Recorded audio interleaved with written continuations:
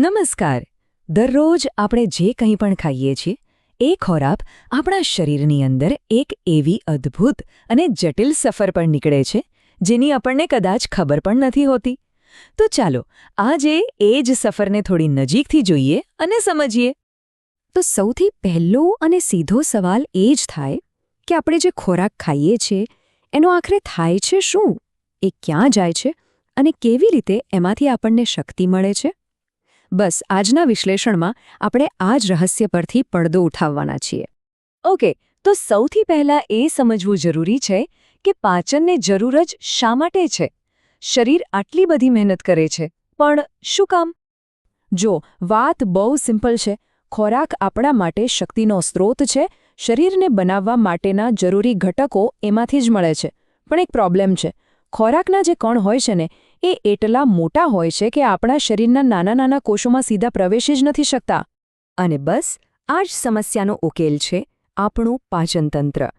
આ કોઈ એક અંગ નથી, પણ ઘણા બધા અવયવોની એક આખી સિસ્ટમ છે જેનું એક જ કામ છે ખોરાકના મોટા કણોને તોડીને એટલા નાના બનાવી દેવા કે શરીર એને સરળતાથી વાપરી શકે. તો પાચનતંત્ર આ કામ કેવી રીતે કરે છે? વેલ, એ મુખ્યત્વે બે રીત અપનાવે છે. એક છે યાંત્રિક એટલે કે મિકેનિકલ અને બીજી છે રાસાયણિક એટલે કે કેમિકલ. ચાલો આ બંનેને સમજીએ. યાંત્રિક ક્રિયા એટલે ખોરાકને ભૌતિક રીતે તોડવાની પ્રક્રિયા, જેમ કે આપણે દાંતથી ખોરાક ચાવીએ છીએ અથવા તો જઠરમાં ખોરાક વલોવાય છે.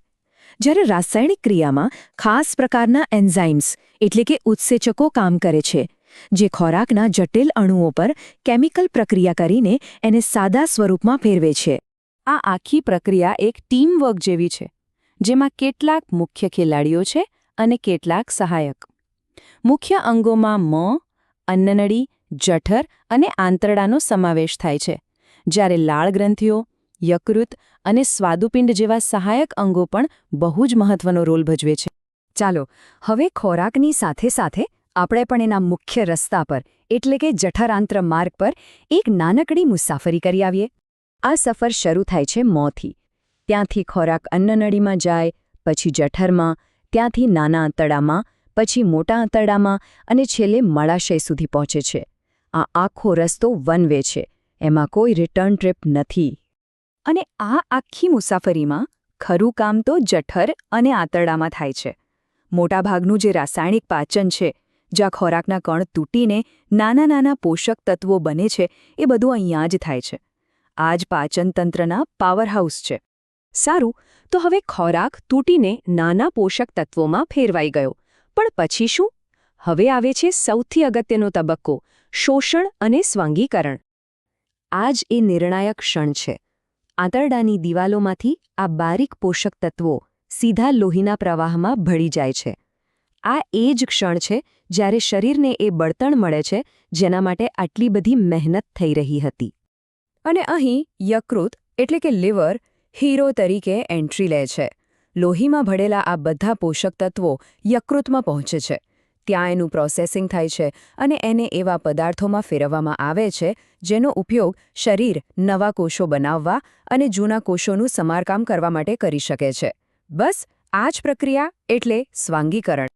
ચાલો હવે આ પ્રવાસના છેલ્લા પડાવ પર નજર કરીએ, જેમાં કચરાનો નિકાલ અને ખૂબ જ આશ્ચર્યજનક વાત પણ સામેલ છે.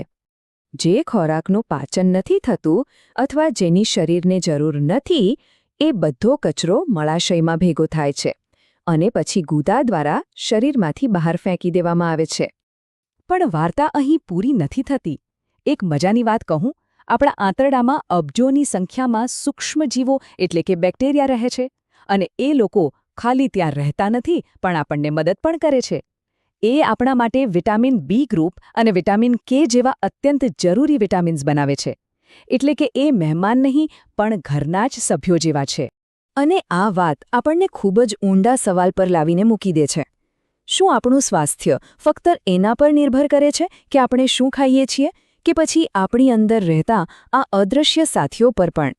ખરેખર આ વિચારવા જેવી વાત છે.